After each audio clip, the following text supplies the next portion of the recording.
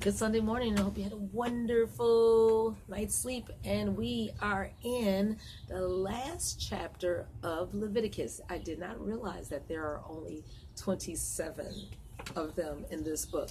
But it starts out with just vows that we would give to the Lord. And who would value those vows? The priest, right? He would set certain amounts. It says if you make a special vow to give to a person to the Lord, you may give money instead of the person. Use the standard weight of the holy place. So, for example, amount you must give for a man, 20 to 60 years old, 20 ounces of silver, and so forth.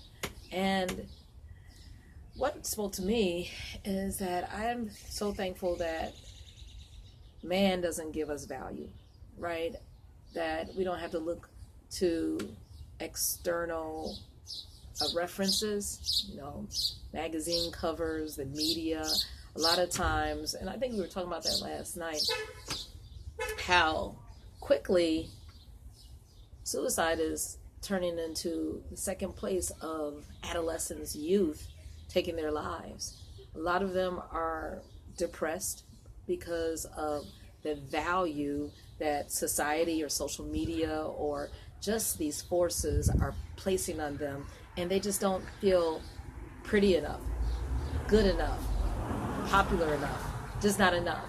But I thank the Lord that God gives us that esteem. God gives us that true worth, right? And we don't have to look for others, but that comes with having that deep connection, a relationship daily with Him. And if I were to just say one scripture in verse 14, it says, "And when a man shall sanctify his house to be holy unto the Lord, then the priest shall estimate it, whether it be good or bad. As the priest shall estimate it, so shall it stand." Like I said, the Lord estimates our value. When He created us, we had great worth. And no man, no woman, no priest can take it away, can subtract. What do you say? Oh, sorry. Okay. So keep that, because a lot of people don't feel good about themselves, how they look, but you are fearfully and wonderfully made. Go ahead. Okay. What spoke to me was verse... I don't know if they can hear you, Timothy. Especially with the trust. Verse 16, and that says, "If a person gives part of a field to the Lord as something holy, his value will be based on the seed planted on it." So that spoke to me because, God has given. I ain't gonna brag, but I know God has He's blessed me with things, and I know He's blessed you, viewer.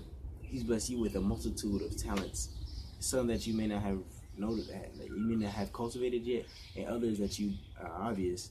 So use that, maybe your kindness, maybe your ability to just make somebody's day just by smiling, and using that as a way to bless people that's valuable. But if you're just wasting your gifts and you're just doing things just day to day, and you don't really pay attention to them, then you're wasting them. It's why did I give them to them if they're not even going to use it?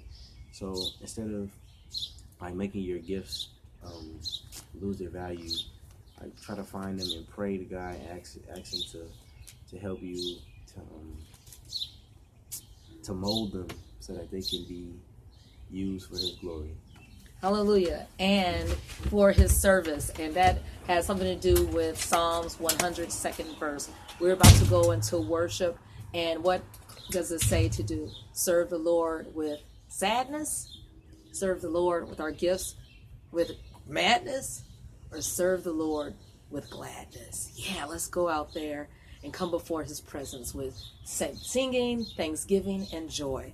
Have a wonderful day, celebrating God's faithfulness in this Jubilee year, day, and know that He is worthy to be praised.